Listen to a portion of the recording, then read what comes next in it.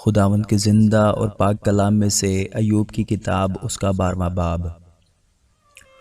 تب ایوب نے جواب دیا، بے شک آدمی تو تم ہی ہو اور حکمت تمہارے ہی ساتھ مرے گی، لیکن مجھ میں بھی سمجھ ہے جیسے تم میں ہے، میں تم سے کم نہیں۔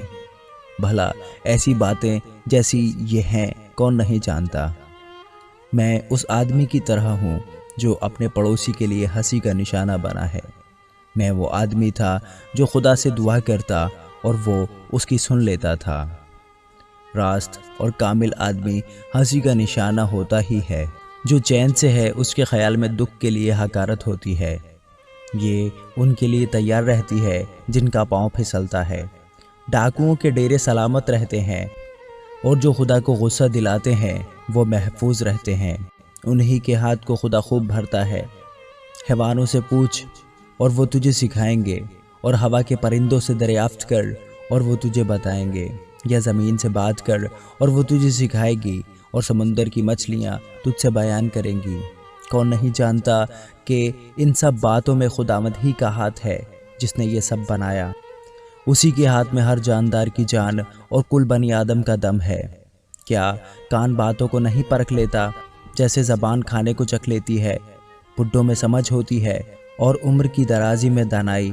خدا میں سمجھ اور قوت ہے، اس کے پاس مصلحت اور دانائی ہے۔ دیکھو وہ ڈھا دیتا ہے تو پھر بنتا نہیں، وہ آدمی کو بند کر دیتا ہے تو پھر کھلتا نہیں۔ دیکھو وہ میںہ کو روک لیتا ہے تو پانی سوکھ جاتا ہے، پھر جب وہ اسے بھیجتا ہے تو وہ زمین کو الٹ دیتا ہے۔ اس میں طاقت اور تاثیر کی قوت ہے۔ فریب کھانے والا اور فریب دینے والا دونوں اسی کے ہیں۔